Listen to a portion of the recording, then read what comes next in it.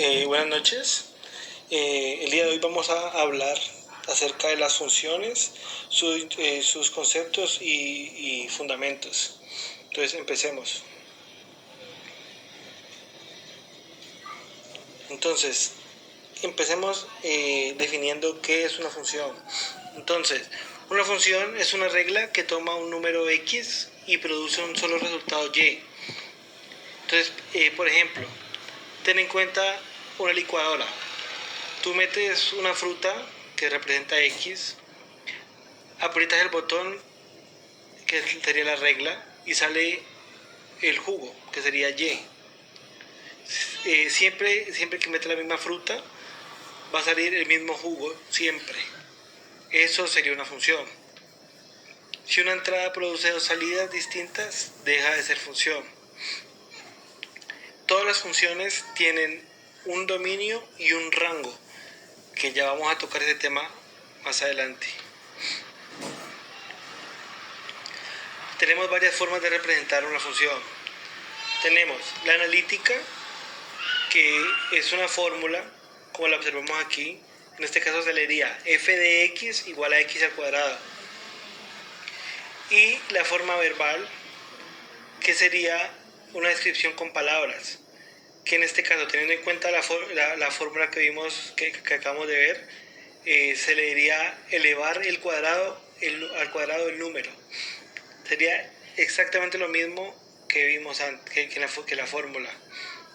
Las otras dos formas de representación sería la numérica, que es una tabla de valores, y la gráfica, que es el plano cartesiano, que las dos se ayudan respectivamente. ¿Por qué? Porque con la tabla la tabla se puede representar con la gráfica, ¿ya? Entonces, en la tabla lo que vamos a hacer es simplemente elegir X número de X cantidad de números, y vamos a coger esos números y los reemplazaremos por X en la fórmula. Al resolver esta fórmula con esos números que estamos reemplazando, nos va a dar un valor. Ese valor va a representar a Y en el plano cartesiano. Entonces, X sería, en el plano cartesiano sería la parte horizontal y Y sería la parte vertical. Entonces, así vamos a unir puntos, y a la final vamos a tener una parábola como la vemos en la gráfica. Y continuamos. Entonces, en cuanto al dominio y el rango, que ya le había tocado el tema antes. Entonces, ¿qué es un dominio?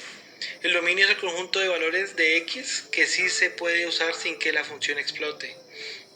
Es como, por ejemplo, una lista de invitados que sí pueden entrar a un lugar. Entonces, por ejemplo, tengamos en cuenta para un dominio que no puede ser igual a 0, porque dividir, que por ejemplo, bueno, en cuanto a un 1 sobre x no puede ser 0, porque dividir sobre 0 no es posible.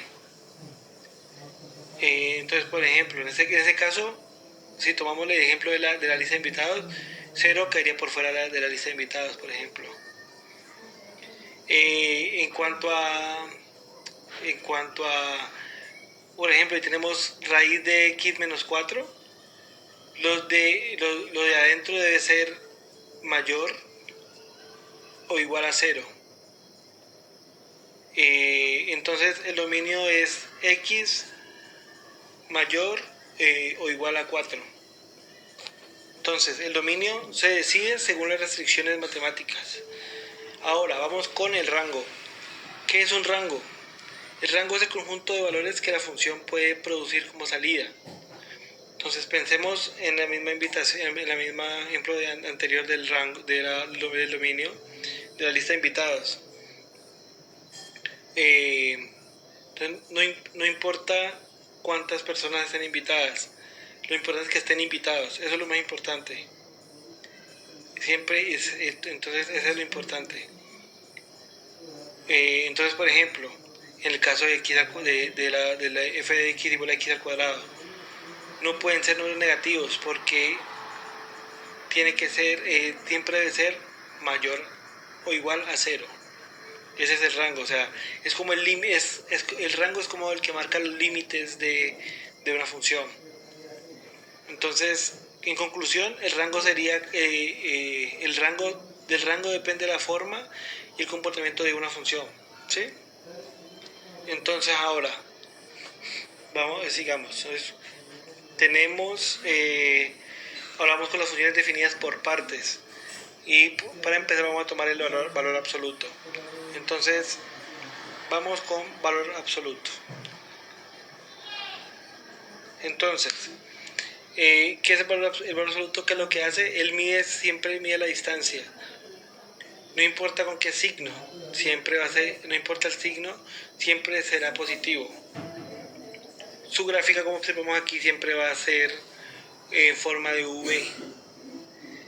Y esta función se convierte, es la función que convierte todo negativo en positivo.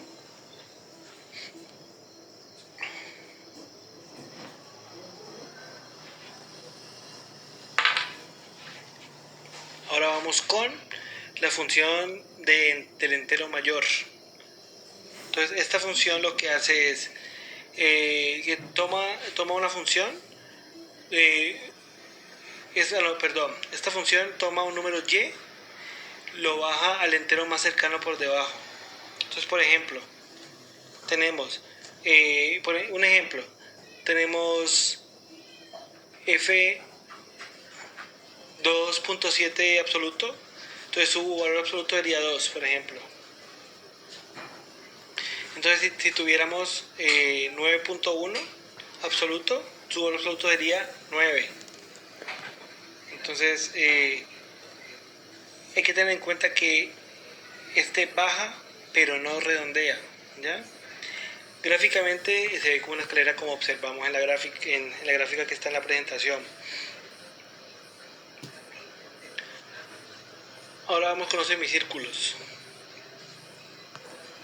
Entonces, un círculo completo no es una función, pero se puede separar en dos funciones diferentes, la parte superior y la parte inferior. Cada uno tiene su propia fórmula y su propio rango. Entonces, lo que hace diferencia en este tipo de función es que vamos a unir dos funciones y esas dos funciones van a formar un círculo.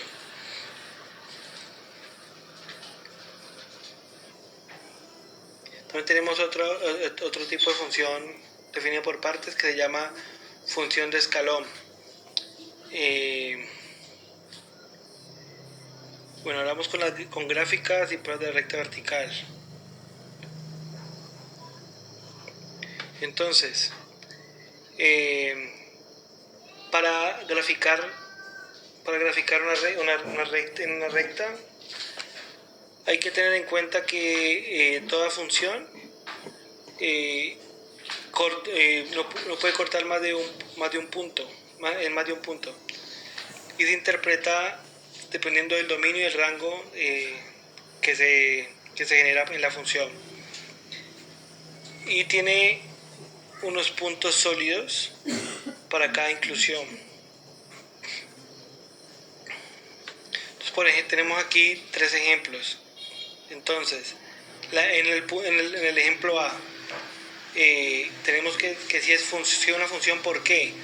Porque no corta en más de 2 ejes, como podemos observar ahí. En el segundo ejemplo, observamos que no sería una función. ¿Por qué? Porque sí corta en más de 2 puntos.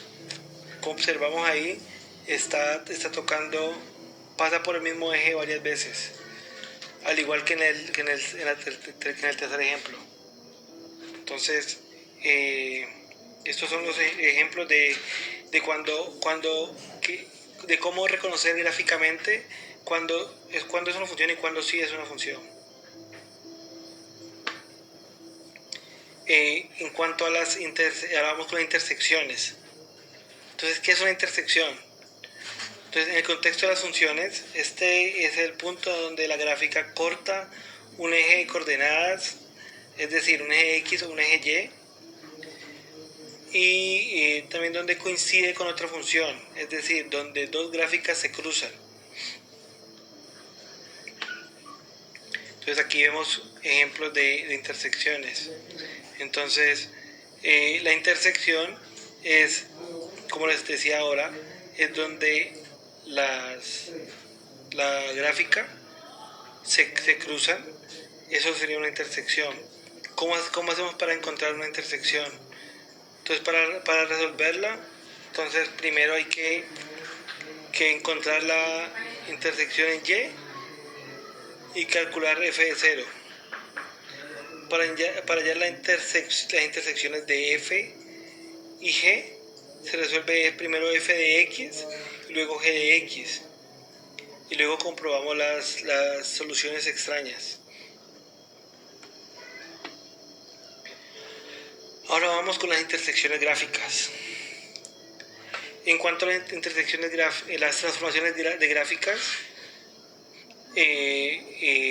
existen dos tipos de transformaciones de gráficas, rígidas y no rígidas.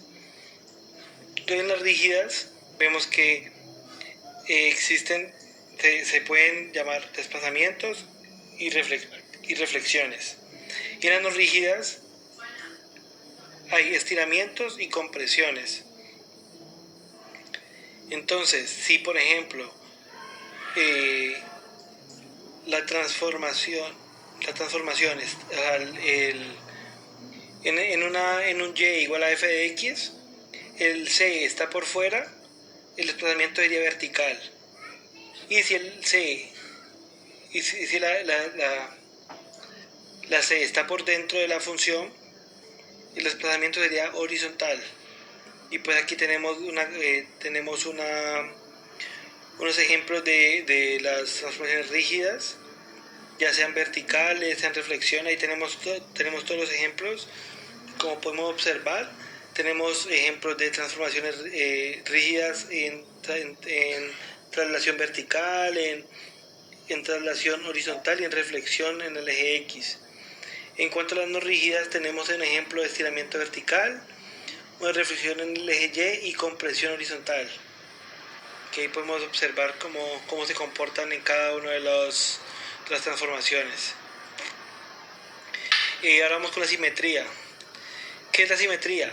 Es una función. En una función, esta se refiere a cómo la gráfica se refleja respecto a un eje o al origen. Entonces tenemos que, por ejemplo, en la simetría respecto al eje Y, que también llamada como función par, esta aplica para todo X en un dominio. La interpretación gráfica de esta es espejo respecto al eje Y. En cuanto a una función impar, y cuando una función es impar,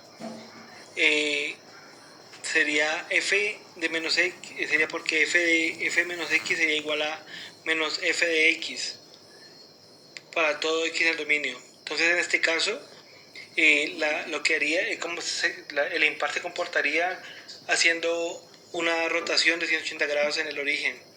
O sea, lo que haría es simplemente girar 180 grados la parábola original para generar una simetría.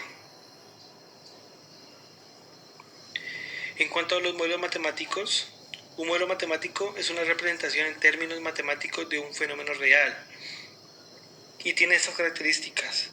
Este usa funciones, ecuaciones o sistemas para expresar relaciones. También simplifica la realidad, pero mantiene lo esencial. Y este puede ser lineal, no lineal, determinista o probabilístico. Por ejemplo, el crecimiento poblacional, como por ejemplo vemos aquí, en donde P de T es igual a la población en el tiempo, P sub O sería la población inicial y K sería la tasa de crecimiento. Y ahí vemos la fórmula. Entonces, para construir un modelo matemático, primero hay que tener en cuenta que hay que identificar las variables del modelo. Segundo, establecer relaciones entre variables. Tercero, formular ecuaciones. Cuarto, validar con datos reales. Y quinto, ajustar y utilizar para predicciones.